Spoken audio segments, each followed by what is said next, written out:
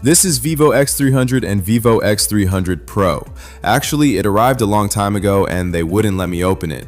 Whoa, never mind, let's just unbox it together. More really unpacks it no matter what brand of smartphone it is. Let's unbox it together. Boom. So, unpacking, okay? Oh my. Let's look at the charger first. Oh look, the white one comes with a white case and the pink one comes with a pink case, not a transparent one. A 90-watt charger, 90 watts. Go inside, the whole series is 90 watts. And that completes the accessories. Let's look at the device. Wow, wow, wow. At first glance, it's so much prettier than the previous generation. That lens doesn't seem so out of place anymore. Let me compare it to the previous generation, isn't it? The difference is obvious. This design deserves praise, come on. Like the Pro, it has a straight screen. The Pro finally has a straight screen. The X200 Pro had a slightly curved screen. Wow, this generation is seriously much better looking than the last one, guys. Come on, let's take a closer look at the details one by one. The aperture is basically the same. The biggest change, I think, is the lens module. The flash position has also changed. The last one was in the top right corner, now it's in the top left. Oh, is it smaller than the X200 Pro Mini? I feel like it's definitely smaller. I feel like it's shaped like a golden letter. It's also a bit smaller in width. I have a feeling this camera is going to be a huge seller, guys. The lens is pine cyan with a light pink top and a light blue bottom. And the same goes for the back cover. Can you tell? Guys, take a look at the X300 Pro. The lens itself looks a lot shorter than the last one, right? It's made with the integrated cold focus process, so thanks to that, it's not that thick. Seriously, this design has been really thoughtful, guys. I really listened to your advice. If there's any shortcomings, I'll make improvements in the next generation. I really listen. As for the image quality, it should be about the same as the previous generation. I'll turn it on and see if I can test the image for you guys. This straight screen is so comfortable. In the future, I suggest that all businesses make more straight screens and cancel the screen removal. Whether it's maintenance cost or for any other purpose, this straight screen is much lower than the curved screen. The metal frame, the texture is invincible, really. Let me compare the size of the X200 Pro. Oh, about the same. X300 Pro come with 6.78-inch 1.5K LTPO flat screen based on BOEQ 10+, with 120Hz dynamic refresh rate support. The ultra-thin 7.99mm straight screen features a combination of suspended water drop cold sculpted glass and velvet glass for a delicate touch.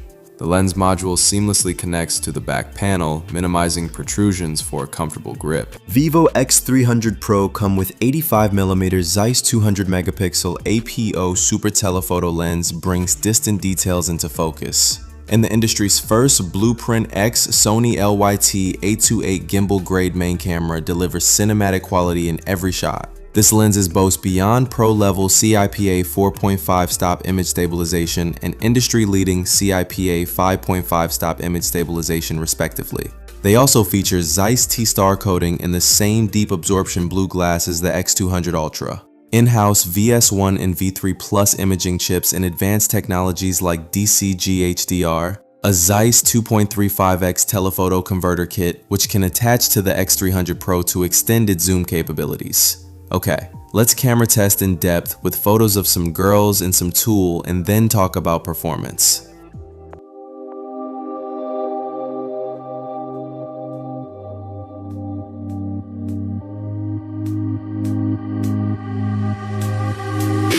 I'm not in the mood, but you'll be here soon.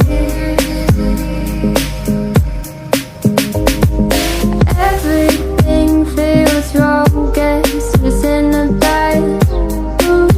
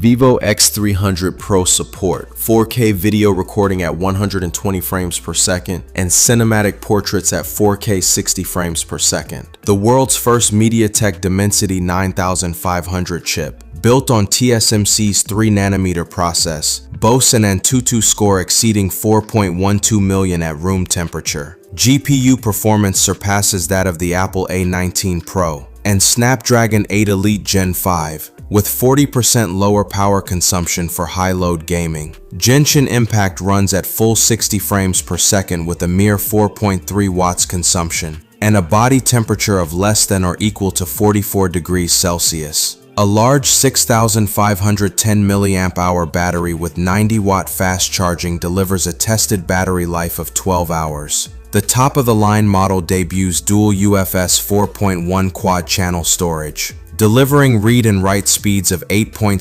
GB per second, a 70% increase. The in-house developed Huanyu signal amplification chipset, 1 communication chip plus 4 Wi-Fi chips, improves signal stability in elevators and subways by 30%.